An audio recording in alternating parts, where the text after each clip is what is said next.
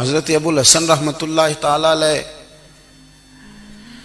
حضرت معاذ ابن جبل رضی اللہ تعالیٰ عنہ کے پاس بیٹھا کرتے تھے. فرماتے ہیں ان سے جو پیار بڑھا تو پھر میرا مصلی سے بھی بڑھ گیا. تابعی ہیں. فرماتے ہیں صحابی رسول سے محبت ہوئی تو ذکر سے بھی ہو گئی, پھر درود شریف سے بھی ہو گئی. محبت ان سے بڑھی تو پھر اللہ نے مسجد کا پیار بھی بڑھا دیا. آپ فرماتے ہیں کہ میری ہر وقت طبیعت چاہتی تھی کہ بس اللہ اللہ کروں, بس اللہ اللہ کروں, بس نہ میں ذرا تھوڑی جان چھڑاؤں لوگوں سے, کو 10 منٹ ملے تو میں کچھ 4 نفل پڑھ لوں, میں تھوڑا سا نہ بچوں لوگوں سے, اور مجھے تسبیح ملے تو میں نہ کچھ 400-500 دفعہ استغفار پڑھوں, سبحان اللہ, الحمدللہ, اللہ اکبر, لا حول ولا قوت الا باللہ, میں نہ تسبیحات پڑھوں. فرماتے ہیں کہ بچے تھے گھر میں 6-7, غربت تھی, کام ملتا کوئی نہیں تھا, اور میں کام چور نہیں تھا, کام ڈھونڈتا تھا, پر اللہ کی قدرت کے کام نہیں ملتا تھا. فرماتے ہیں کہ میں نے ایک دن اپنی اہلیہ سے کہا کہ آج میں پھر جاتا ہوں کام ڈھونڈنے. تو میری بیوی بڑی فرما بردار تھی, پر اس دن نہ غربت کے ہاتھوں تنگ آ کے کہنے لگی, آج نانا کوئی تو چیز لے کے آیا, تو مجھ سے بچوں کی بھوک نہیں دیکھی جاتی. یہ سب روگاں دا روگ محمد جس دا نام غریبی, کنڈ بلا کے لنگ جاندے نہیں دوست یار قریبی. آج نہ کچھ لے کے آیا تو میں بچے لے کے میکے چلی جاؤں گی. شیخ فرماتے ہیں کہ میں بڑا پریشان گھر سے نکلا, پر میں نے صبح سے لے کے زور تک کام ڈھونڈا, کام ملا کوئی نہیں. تو میرے دل میں خیال آیا, چلو کام نہیں ملتا تو اللہ اللہ تو کرے نا, چلو بندوں کی مزدوری نہیں ملتی تو رب کریم کی عبادت ہی کرتے ہیں. فرماتے ہیں کہ میں نے نا فرات کے پانی سے وضو کیا, نہر کے, شدید دھوپ تھی, ساتھ ریت تھی, اور ریت تپ رہی تھی. میں نے اپنا رومال وہیں مصلی کے طور پر بچھا لیا, اور فرماتے ہیں کہ زور سے لے کر عصر تک نماز پڑھی, دھوپ بھی پورے زور پہ, پر میرے سجدے کا ذوق بھی پورے زور پہ.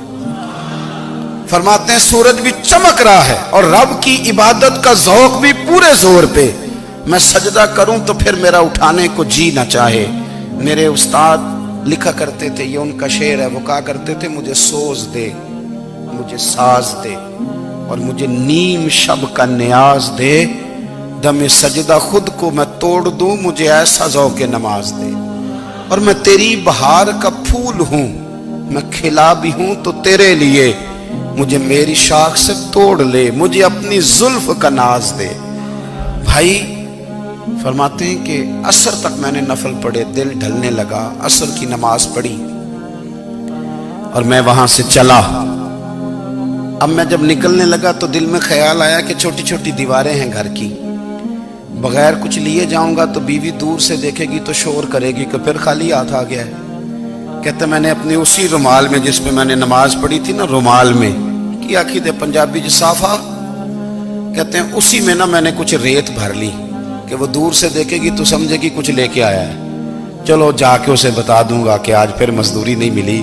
کہتے ہیں وہ ریت لے کر جب میں گھر میں گیا تو پہلے بیوی دروازے پہ کھڑی ہوتی تھی, پوچھتی تھی خالی ہاتھ آ گئے ہو, آج میں نے دیکھا تو ہے ہی کوئی نہیں.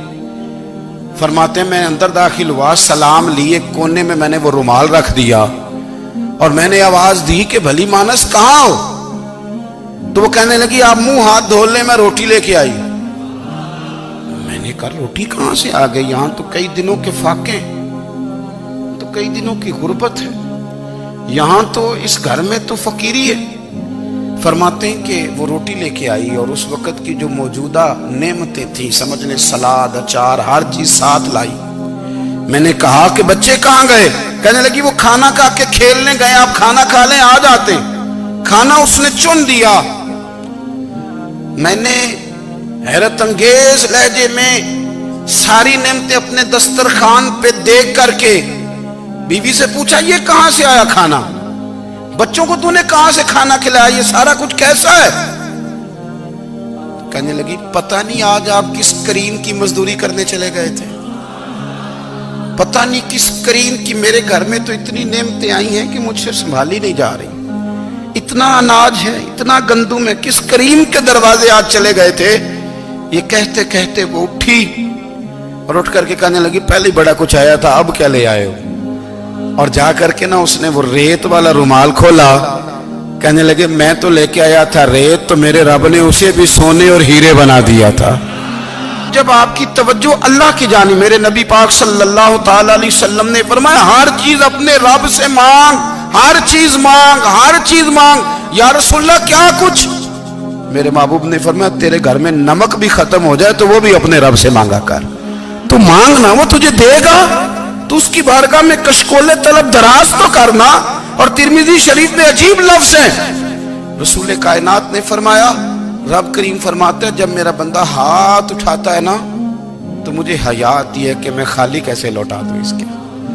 اتنے بڑے بادشاہ کی بارگاہ میں, او بھائی لوگوں سے عزتیں تلاش کرتے ہو تو وہ کیا تمہیں عزت دیں گے؟ وہ تو کل اچھا کہتے ہیں پرسوں برا کہنے لگ جاتے ہیں. لوگوں کے سامنے گڈ بک میں آنا چاہو گے تو وہ تو سویرے تمہارے بارے میں کچھ کہیں گے, شام کچھ اور کہیں گے.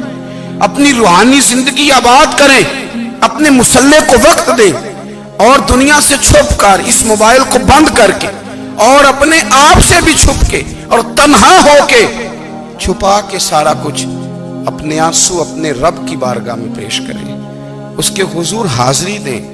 سنو نا ترمذی کی حدیث, اور اسے یاد رکھنا, نبی پاک علیہ السلام نے فرمایا اپنے دکھ لوگوں کے سامنے نہ بیان کرنا, سیٹھوں نوابوں کو نہ بتاتے پھرنا, دنیا داروں کے سامنے جا کے نہ رونا کہ میں تکلیف میں ہوں. فرمایا اگر دنیا داروں کو دکھ بتاؤ گے رب تمہیں کبھی غنی نہیں کرے گا. اور لوگ ہیں کہ الٹا مذاق اڑائیں گے. آپ کی جس سے بڑی پکی یاری ہے نا, پکی, وہ تب تک پکی ہے جب تک آپ نے 50,000 مانگا نہیں. اور جس وقت آپ نے کہہ دیا کہ میں مجبور ہوں میری مدد کر, تو پھر ختم ہو گئی دوستی. لوگوں کی تعلقات آپ کے ساتھ تب تک ہیں جب تک آپ ان سے کوئی ضرورت وابستہ نہیں کرتے. کریم محبوب فرمانے لگے بندوں کے سامنے دکھ نہ بیان کرنا, اللہ تجھے کبھی غنی نہیں کرے گا. تو اپنے دکھ اپنے رب کو بتا, تو دعائیں مانگ, تو اس کی بارگاہ میں حاضر ہو, تو اس کے حضور عرض کر.